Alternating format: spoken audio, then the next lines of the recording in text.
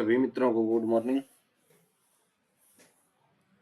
तो पिछली जो कक्षा जो थी उसमें हमने देखा था वक्फ संपत्ति, वक्फ बोर्ड, उसी को आगे लेके हम बात करते हैं। छोटे छोटे पार्टों में इसको बांट रखा है। तो आइए शुरू करते हैं। वक्फ बोर्ड, तो इसमें एक सिद्धांत आता है साइप्रस सिद्धांत। कई बार सीधा प्रश्न बन जाता है कि साइप्रस सिद्धांत क्या है। तो ये जो है साइप्रस सिद्धांत एक जो कानूनी नियम है जो यह बताता है कि अगर किसी वक्फ का असली उद्देश्य अब पूरा करना मुमकिन नहीं रहा तो वक्फ को खत्म नहीं किया जा सकता। ठीक है, यानी कि ऐसे मान लो किसी ने अपनी जमीन वक्फ घोषित कर दी, तो उसमें क्या है, साइप्रस जो सिद्धांत है ये बताता है कि किसी कारण से अगर उसका उद्देश्य, जिसने वो वक्फ संपत्ति घोषित की है उसका उद्देश्य किसी कारण से पूरा नहीं हुआ, जिसके लिए वो वक्फ घोषित की थी संपत्ति, तो उद्देश्य अब पूरा करना मुमकिन नहीं रहा किसी कारण से उसका, तो वक्फ को खत्म नहीं किया जाएगा भाई। ठीक है, तो साइप्रस का मतलब होता है जितना संभव हो उतना पास भाई। यानी अगर वक्फ जिस काम के लिए बनाया गया था वह काम समय, हालात, कानून की वजह से अब नहीं हो पा रहा।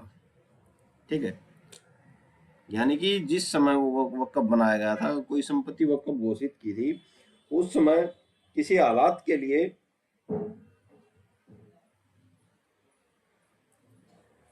या कोई समय या हालात या कोई ऐसा कानून है जिसकी वजह से वो काम नहीं हो पाया, तो क्या है, अब नहीं हो पा रहा, तो क्या होगा, अगर वक्फ जिस काम के लिए बनाया गया था वह काम समय, हालात या कानून की वजह से अब नहीं हो पा रहा। ठीक है, तो वक्फ की आय या संपत्ति को ऐसे काम में लगाया जाएगा जो वक्फ बनाने वाले वाकिफ के इरादे के सबसे करीब हो। ठीक है, साइप्रस सिद्धांत ये बोलता है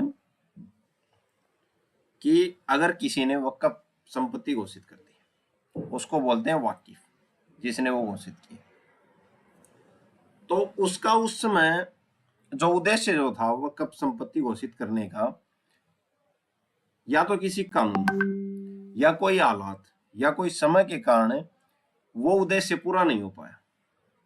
ठीक है, तो वक्फ की आय या संपत्ति को ऐसे काम में लगाया जाएगा जो वक्फ बनाने वाले के इरादे के सबसे करीब हो कि उसने क्यों बनाया था। सरल उदाहरण समझो भाई, मान लो किसी ने वक्फ बनाया कि उससे सराय चलाया जाएगा भाई। ठीक है,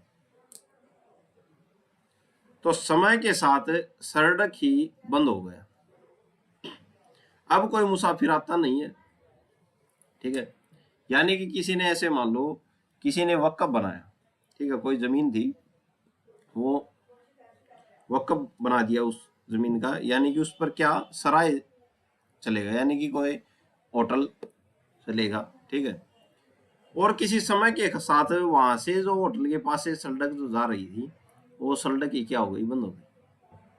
ठीक है, तो अब क्या है, वक्फ खत्म नहीं होगा भाई। ठीक है, जो जमीन वो दे रखी है वक्फ के, जो बना रखी है, वो वक्फ खत्म नहीं होगा। उस वक्फ की कमाई से गरीबों के लिए आश्रय या मुफ्त खाना जैसा काम किया जा सकता है भाई। ठीक है, क्योंकि वाकिफ का असली मकसद था लोगों की मदद करना। ठीक है, यह नहीं है कि जो बनाने वाला था वो मर गया या किसी कारण से या कोई कानून से वो क्या हो गई,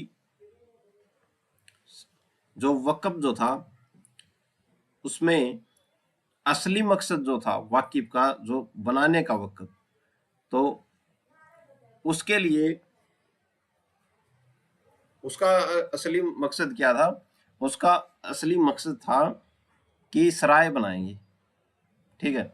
लेकिन किसी कारण से क्या हो गई, सड़क बंद हो गई जहां से वो लोग आ रहे थे जा रहे थे।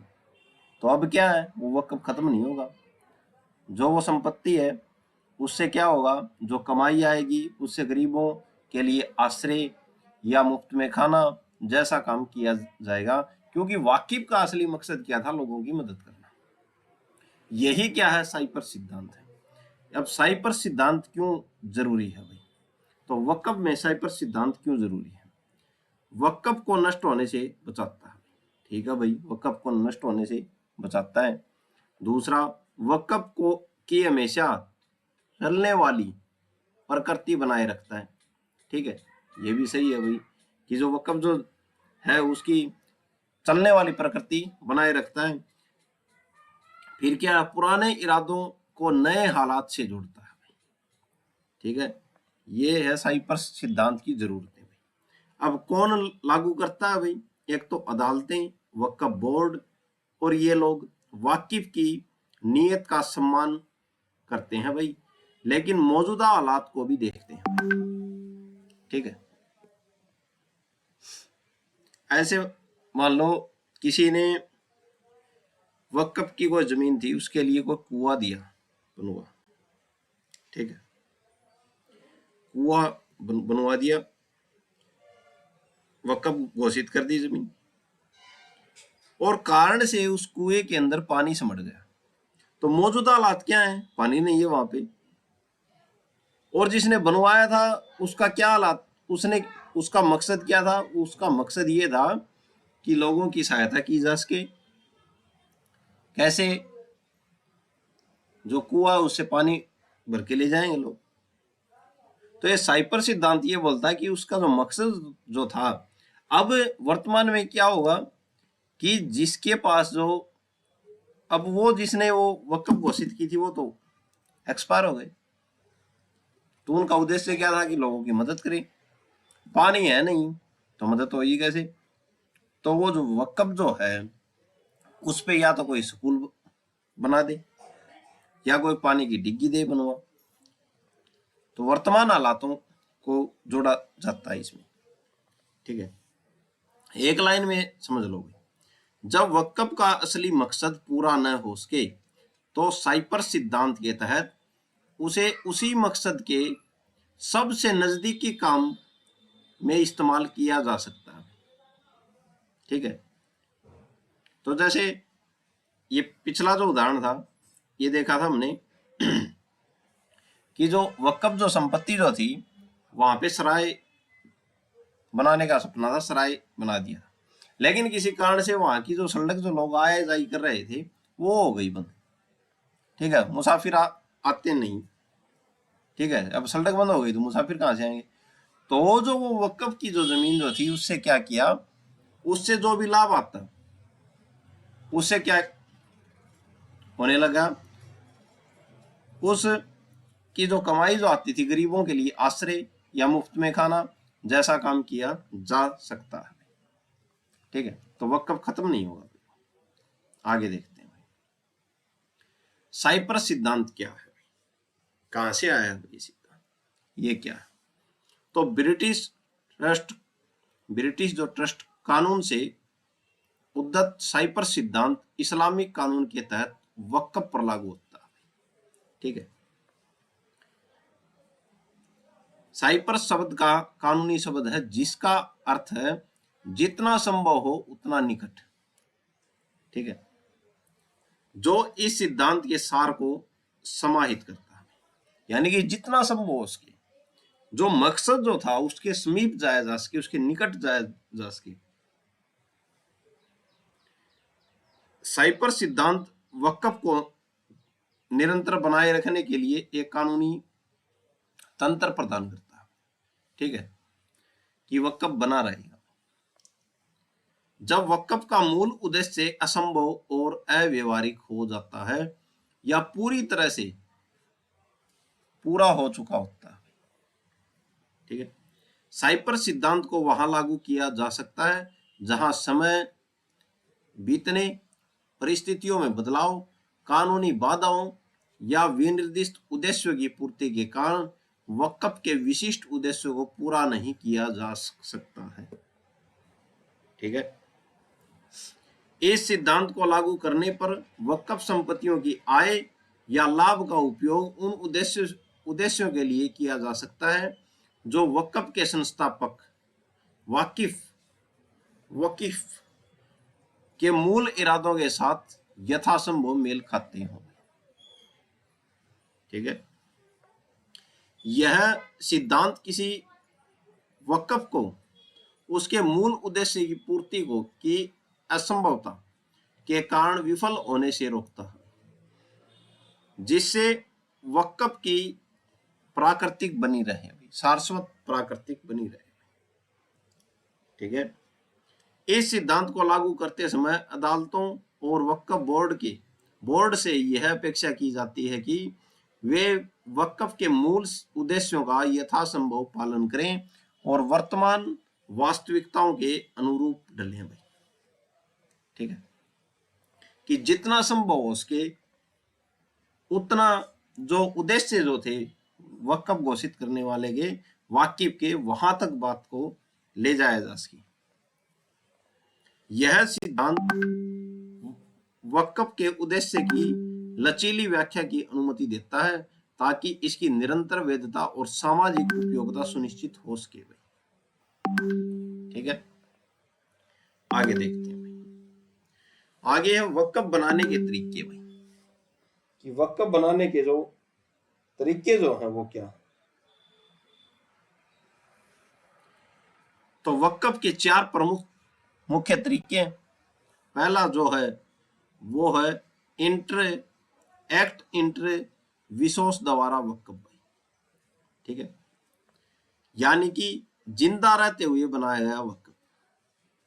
ठीक है, जिंदा रहते हुए यानी कि जो वाकिफ जो है, जो वक्फ बनाता है, वाकिफ एक तो जिंदा रहते हुए बनाया गया वक्फ।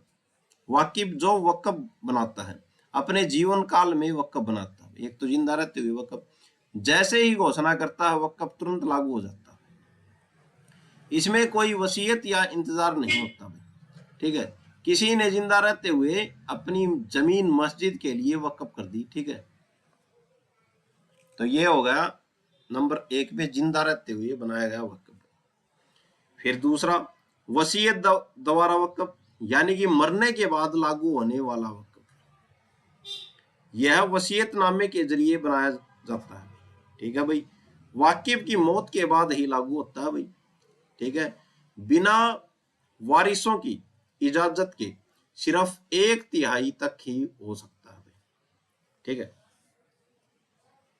अगर जो वारिस जो है वो इजाजत नहीं देते तो उनकी इजाजत के बिना टोटल संपत्ति का 1/3 भाग ही हो सकता है वसीयत नामे में। ठीक है, वसीयत में ये देखते हैं एक्सप्लेन इसका। वसीयत में लिख दिया गया कि मेरी मौत के बाद मकान मदरसे के लिए वक्फ होगा, तो ये है मरने के बाद वक्फ। 2 वक्फ देख लिए हमने, तीसरा वक्फ देखते हैं। तीसरा है मर्ज उल मौत में वक्फ, यानी कि अंतिम बीमारी के समय बनाया गया वक्फ। पहला वक्फ कौन सा था, जीवित रहते हुए बना दिया। दूसरा वसीयत में मरने के बाद, और तीसरा कोई बीमार है, अंतिम बीमारी है उसको, तब वक्फ बनाता है। कैसे, जब वाकिफ को लगता है कि मौत करीब है, ऐसे वक्फ को उपहार जैसा माना जाता है। ठीक है, वारिसों की मंजूरी के बिना, अगर वारिस मंजूरी नहीं देते तो टोटल संपत्ति का 1/3 हिस्सा क्या किया जा सकता, वक्फ बनाया जा सकता है। ठीक है, बीमारी में रहते हुए दान में दी गई जमीन भाई। ठीक है, चौथा जो है वो होता है समरणीयति उपयोगिता द्वारा वक्फ, यानी कि लंबे समय से इस्तेमाल से बना वक्फ। ठीक है, जब कोई संपत्ति बहुत लंबे समय से धार्मिक या दान के काम में इस्तेमाल हो रही है और किसी ने कभी आपत्ति न की हो, तो कानून उसे वक्फ मान लेता है। 100 साल से चली आ रही कब्रिस्तान की जमीन क्या है भाई? वक्फ है। आगे देख, ये चार जो थे इसके मुख्य तरीके थे वक्फ बनाने के। वक्फ के प्रकार देखते हैं, ठीक है। वक्फ के प्रकार, एक तो सार्वजनिक वक्फ होता है, एक निजी वक्फ होता है। सार्वजनिक वक्फ यह जनता के भले के लिए बनाया जाता है भाई, क्योंकि सार्वजनिक है तो सभी के लिए होगा। इसका फायदा आम लोगों को मिलता है, किसी एक परिवार को नहीं भाई, ठीक है। उदाहरण जैसे मस्जिद, कब्रिस्तान, मदरसा, अस्पताल, गरीबों के लिए ट्रस्ट आदि। तो ये होगा सार्वजनिक वक्फ। इसका मकसद धार्मिक या सामाजिक सेवा करना है भाई। इसकी देखरेख आमतौर राज्य वक्फ बोर्ड करता है भाई, ठीक है। तो इसकी देखरेख कौन करता है? राज्य वक्फ बोर्ड इसकी देखरेख करता है। कौन से की? सार्वजनिक जो वक्फ बोर्ड जो है इसकी, ठीक है। मतलब यह पूरी तरह से समाज के लिए होता है, ठीक है। कौन सा? सार्वजनिक। आगे बात करते हैं हम निजी वक्फ। निजी वक्फ की बात करते हैं हम, तो निजी वक्फ में देखते हैं हम निजी वक्फ या वक्फ अल औलाद, यह अपने परिवार और बच्चों के लिए बनाया जाता है। निजी वक्फ परिवार और बच्चों के लिए। इसका फायदा पहले संस्थापक के परिवार को मिलता है। अगर आगे चलकर परिवार खत्म हो जाए तो संपत्ति धर्मार्थ कामों में लगाई जा सकती है।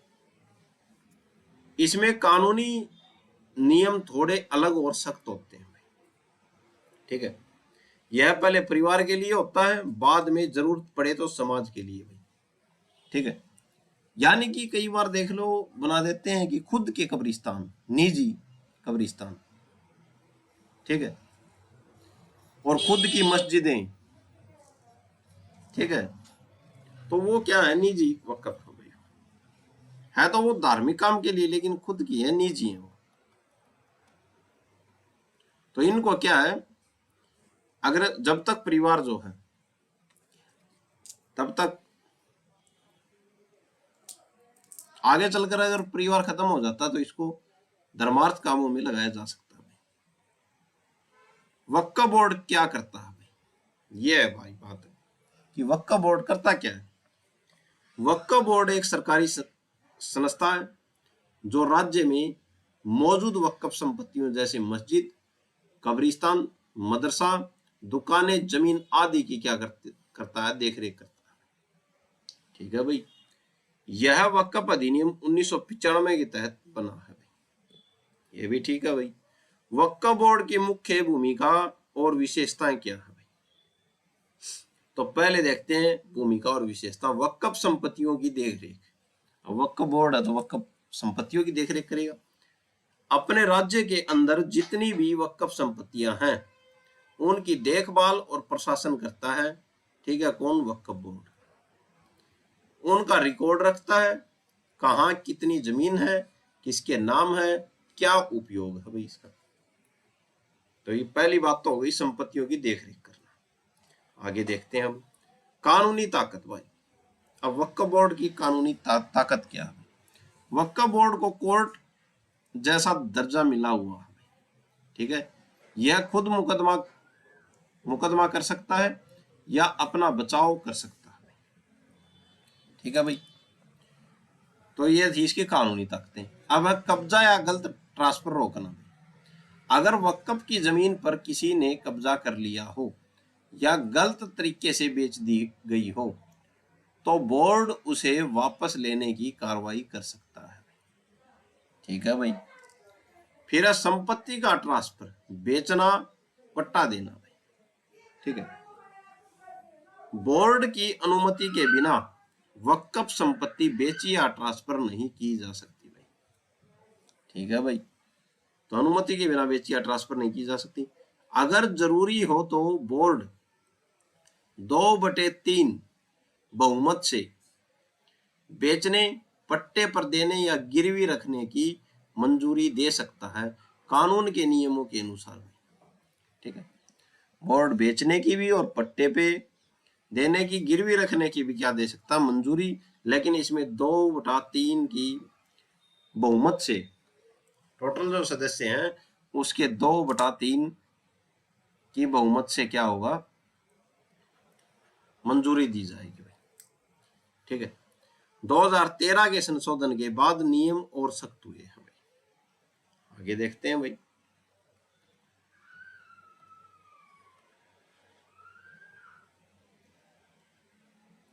आगे है प्रबंधक, और प्रबंधक को बोलते हैं क्या, मुतवल्ली। मुतवल्ली की निगरानी भाई, यह वक्फ का एक मुतवल्ली यानी कि मैनेजर होता है। ठीक है, बोर्ड ये देखता है कि वह सही तरीके से काम कर रहा है या नहीं। अगर गड़बड़ी मिले तो कार्रवाई कर सकता है। ठीक है, तो मैनेजर होता है यह मुतवल्ली, इसकी निगरानी होती है। हर वक्फ का एक मुतवल्ली होता है भाई। ठीक है, बोर्ड ये देखता है कि वह सही तरीके से काम कर रहा है या नहीं कर रहा। आगे देखते हैं, राज्य सरकार और वक्फ के बीच कड़ी हुई।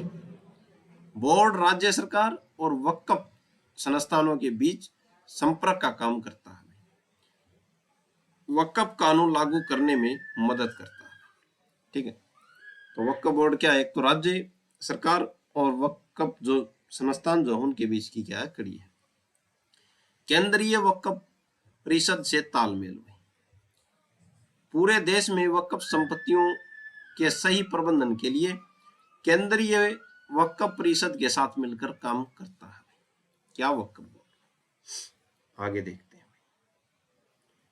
वेद यानी सही वक्फ बनने के लिए क्या जरूरी है भाई, सही वक्फ बनने के लिए क्या जरूरी है। ठीक है, वेद यानी कि अनफी विधि के अनुसार 5 जरूरी बातें हैं भाई सही वक्फ बनने के लिए।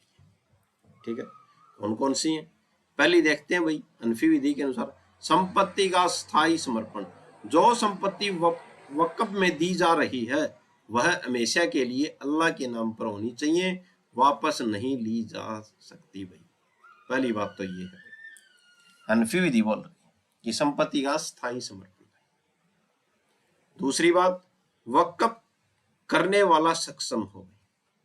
ठीक है, सक्षम कैसे हो, जो व्यक्ति वक्फ कर रहा है वह समझदार, बालिग और अपनी मर्जी से फैसला लेने वाला होना चाहिए।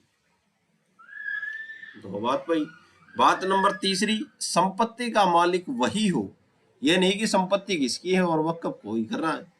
जो संपत्ति दी जा रही है उसका असली मालिक वही व्यक्ति होना चाहिए, ये तीसरी बात।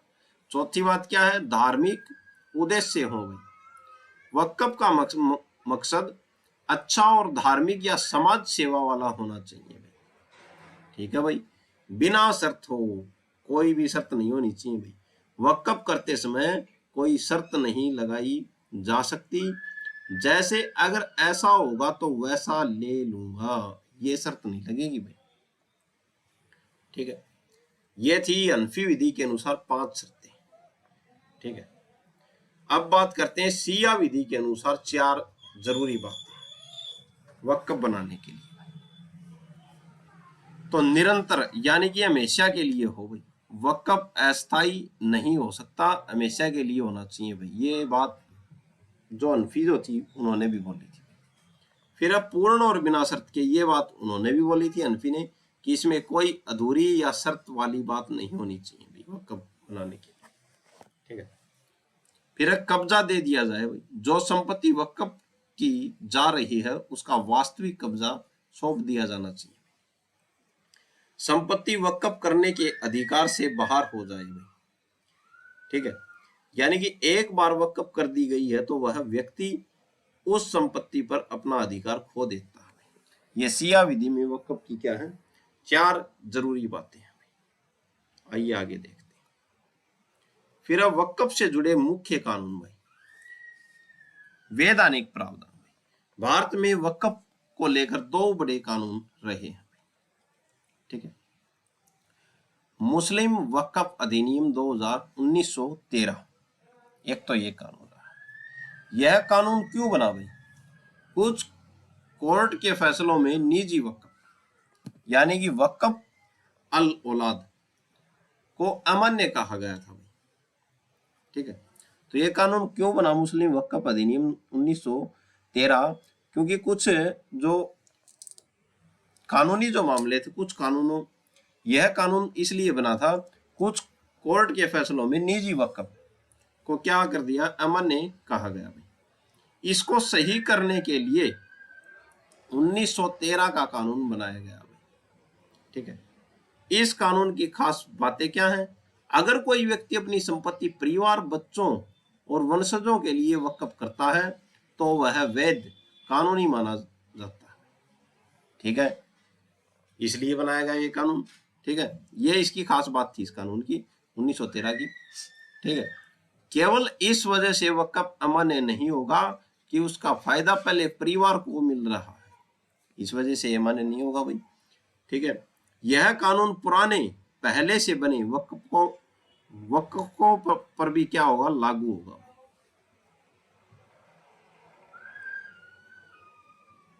ठीक है भाई। वक्फ का मतलब बताया गया भाई इसमें, किसी संपत्ति को हमेशा के लिए धार्मिक या धर्मार्थ काम के लिए समर्पित करना क्या है भाई, वक्फ है। यानी कि किसी संपत्ति को धार्मिक या धर्मार्थ काम के लिए समर्पित करना क्या है, वक्फ है। आगे देखते हैं बात नंबर 2, यानी कि कानून 2। दूसरा कौन सा था? एक तो 1913 का था, दूसरा था वक्फ अधिनियम 1954, ठीक है। यह स्वतंत्र भारत का पहला बड़ा और व्यापक कानून था भाई। इसकी मुख्य बातें क्या थी? केंद्रीय और राज्य वक्फ बोर्ड की स्थापना भाई, ठीक है। इसमें यह कहा गया कि केंद्रीय और राज्य वक्फ बोर्ड की स्थापना की जाएगी वक्फ संपत्तियों की देखरेख के लिए भाई, ठीक है। दूसरी बात इसमें कही वक्फ की स्पष्ट परिभाषा, यानी कि इसमें सार्वजनिक और निजी दोनों वक्फ शामिल किए गए, ठीक है भाई। तीसरी जो बात इसमें कही गई वो थी वक्फ आयुक्त का पद बनाया गया, यानी कि निगरानी और प्रशासन के लिए वक्फ आयुक्त का पद बनाया गया भाई इसमें 1954 के अधिनियम में। फिर वक्फ कोष बनाया गया भाई, संपत्तियों के रखरखाव और विकास के लिए क्या बनाया, वक्फ कोष बनाया। फिर विवाद सुलझाने की प्रक्रिया तय की गई भाई। फिर गबन या दुरुपयोग पर सजा का प्रावधान किया गया, यानी कि कोई संपत्ति उसका गबन कर लेता है वक्फ की संपत्ति और उसका दुरुपयोग करता है तो उसके लिए क्या किया गया, ये गबन या दुरुपयोग पर सजा का प्रावधान किया गया, ठीक है। अगली जो बात थी खोई हुई या कब्जे में गई संपत्ति को वापस लेने का अधिकार, ठीक है। वक्फ संपत्तियों को अतिक्रमण से बचाने के नियम बनाए गए भाई 1954 वक्फ अधिनियम में। तो ये जो थी वक्फ के बारे में, वक्फ बोर्ड, वक्फ संपत्तियों के बारे में जो थोड़ी जानकारी थी जो आपके साथ शेयर की, और लगभग प्रश्न यहीं से बन जाते हैं। तो आज के लिए इतना ही, धन्यवाद।